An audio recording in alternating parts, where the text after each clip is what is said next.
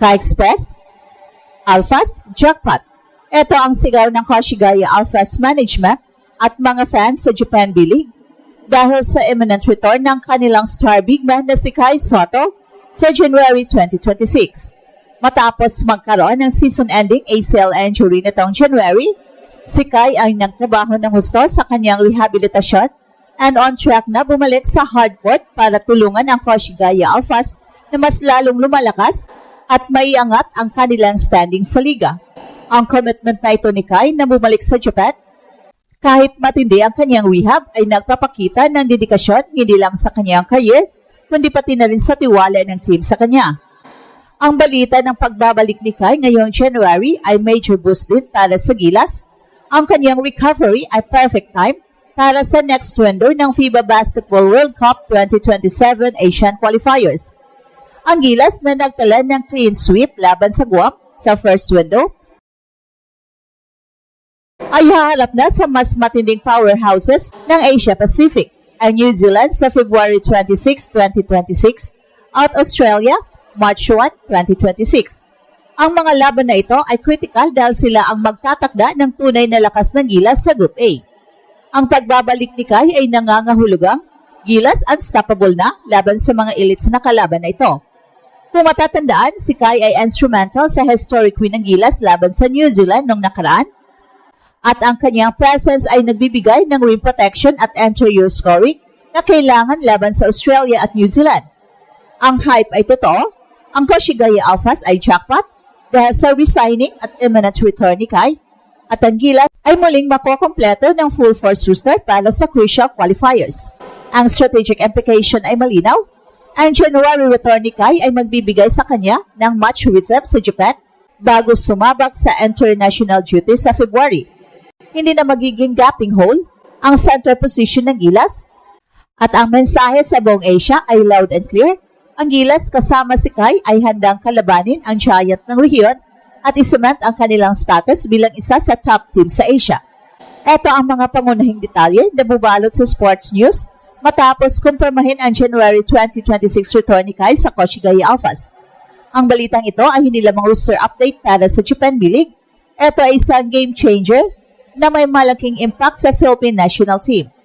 Ang Koshigaya na kasalukuyang nakikipaglaban para sa mas mataas na pwesto sa Japan B-League ay literal na tumama sa jackpot sa pagbabalik ni Kai na nagdaragdag ng elite height at rim protection sa kanilang frontline.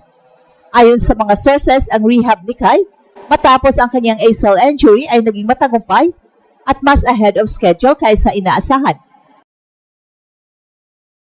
Ang kanyang re-entry sa active roster ng Alphas sa unang bahagi ng January ay magbibigay sa kanya ng crucial match rhythm at conditioning na kailangan niya bago sumabak sa international duty. Sa schedule ng Koshigaya Alphas, meron siyang ilang weeks ng full contact games bago muling i-calibrate ang kanyang timing at court awareness, isang luxury na hindi madalas nakukuha ng mga national players bago ang FIBA qualifiers. Ang strategic implication para sa Koshigaya Alphas ay immediate. Ang big man depth ng Alphas ay lalong tumatag at inaasahang si Kai ay agad na magiging starter o primary rotational big depende sa system ng team. Sa kanyang presence, ang interior defense ng Alphas ay sobrang lalakas at magbibigay ito ng offensive flexibility sa kanilang playmaking. Ang hype sa paligid ng kanyang pagbabalik ay nagpapahiwatig ng Koshigaya Alphas ay mas lalong lumalakas ngayong January at handang i-challenge ang mga top teams sa liga. At ang lahat ng ito ay anchored sa future performance ni Kai.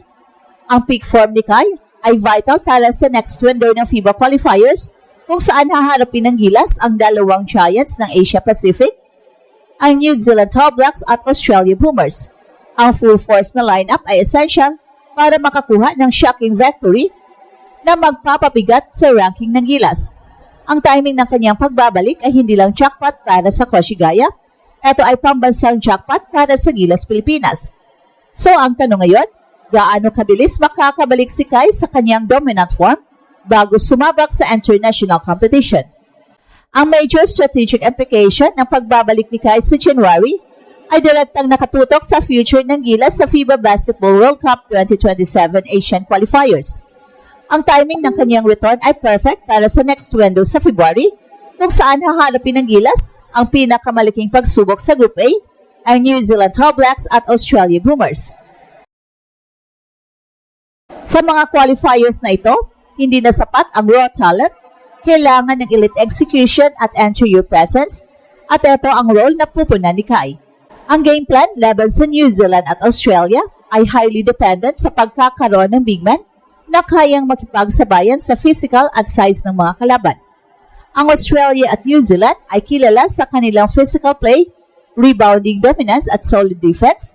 Sa first window, napakita ng record-breaking rebounding ang Gilas, pero ang level of competition ay mas mataas na sa February. Si Kai ang magsisilbing anchor ng depensa, ang rim protector na magpapahirap sa slashing guards at forwards ng opposing team. Ang kanyang offensive capability ay magiging mismatch din sa post. At sa pagbabalik ni Kai, ang moniker na Gilas unstoppable na ay hindi na exaggeration. Ang kanyang presence ay nagbibigay ng confidence sa mga guards at wingmen na i-address ang defense. Alam na meron silang safety net sa loob. Kung matatandaan, instrumental si Kai sa historic win ng Gilas laban sa New Zealand on, at ang factor na ito ang critical na i-replicate sa susunod na window. Ang coaching staff ay makakapag-implement na ng mas complex schemes dahil meron silang center na kayang mag-execute ng high-low post at maging passing hub sa paint. Ang ranking implication ay napakalaki rin. Ang mga panalo laban sa higher rank na New Zealand number 24 at Australia number 6 ay magbibigay ng massive jump sa global ranking ng Gilas number 36. Ang key ay ang pagiging full condition ni Kai, kaya naman ang kanyang January return sa Koshigaya ay hindi lang jackpot para sa club team, ito ay essential warm-up para sa international battle na darating. Kung full force ang lineup ng Gilas sa February, legitimately kaya nila gugulatin ang mundo sa pamamagitan ng panalo laban sa isa sa dalawang giants na ito. Ang lahat ng focus ay nasa recovery at performance ni Kai dahil siya ang pivotal piece para sa future success ng ating national team. Ang January 2026 return ni Kai sa Koshigaya Alphas ay nagdulot ng pambansang momentum at confidence para sa Gilas. Ang kanyang successful recovery ay magpapatunay na ang core component ng national team ay intact para sa crucial window ng FIBA qualifiers sa February. Sa muling pagsasama ni Kai sa lineup, magiging full force na ang pambansang kupunan upang harapin ang giants ng Australia at New Zealand. Ito ang pivotal window na magtatakda kung saan talaga tayo nakatayo sa Asian basketball hierarchy.